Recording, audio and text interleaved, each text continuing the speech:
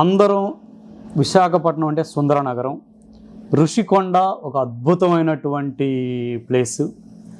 అలాంటి ఋషికొండకే ఒక బోడిగుండు కొట్టినట్టు కొట్టేసి తన కోసమే ఒక అద్భుతమైనటువంటి భవంతులను నిర్మించుకున్నారు.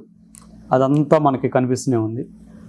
ఆ భవంతుల్ని మీ ప్రభుత్వం ఏమి చేయాలనుకుంటుంది, ఏమి చేస్తే బాగుంటుంది అనేది మీ అభిప్రాయం? విలాసవంతమైన భవనాల కోసం తన కుటుంబ సభ్యుల కోసం అక్కడ కట్టి ప్రజాధనాన్ని 520 కోట్ల రూపాయలు పెట్టి ఖర్చు పెట్టి ప్రజాధనాన్ని దుర్వినియోగం చేశాడు. దానిని ఇప్పుడు ఏం చేయాలి, ఎలా చేయాలని ముఖ్యమంత్రి గారు కూడా ఆలోచన చేస్తున్నారు.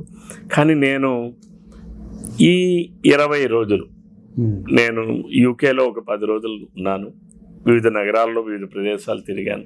కొన్ని ఆర్ట్ గ్యాలరీస్ తిరిగాను, కొన్ని మ్యూజియంస్ తిరిగాను, చాలా వరకు తిరిగాను. ఎందుకంటే జనరల్గా యూరోప్ అండ్ యూకేలో ఎక్కువగా ఉంటాయి, మ్యూజియంస్ ఉంటాయి, ఆర్ట్ గ్యాలరీస్ ఉంటాయి, ఇవన్నీ ఉంటాయి. చూశాను నేను రేపు వెళ్ళిన తర్వాత ముఖ్యమంత్రి గారికి ఏదైనా 5 బ్లాక్లో ఎన్నో కట్టారన్నారు. అఫ్కోర్స్ నేను కూడా ఒక్కొక్క బ్లాక్ ని ఒక్కొక్క కేటగరైజేషన్ చేసి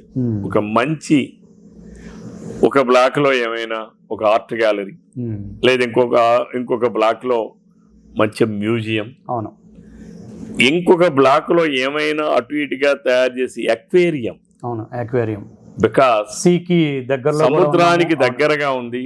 వైజాగ్ అంటేనే అక్వేరియం అనేటటువంటి సముద్రం పక్కన ఉన్నటువంటి దాంట్లో అక్వేరియం పెట్టడానికి సరిపోయినంత బిల్డింగ్స్ కూడా అక్కడ ఉన్నాయి. దాన్ని టూరిజం ప్లేస్ కింద, ఎందుకంటే దానిని మనం అభివృద్ధి చేస్తే దానికి ఆర్ట్ గ్యాలరీ ఇంకా అవసరం అనుకుంటే ప్రభుత్వం ఇంకొక కొన్ని 100 కోట్లు, ఒక 500 కోట్లు ఖర్చు పెట్టైనా సరే, ఎందుకంటే ఒక మ్యూజియం ఎస్టాబ్లిష్ చేయాలంటే ఈ షుడ్ బి ఒక వండర్లా ఉండాలి.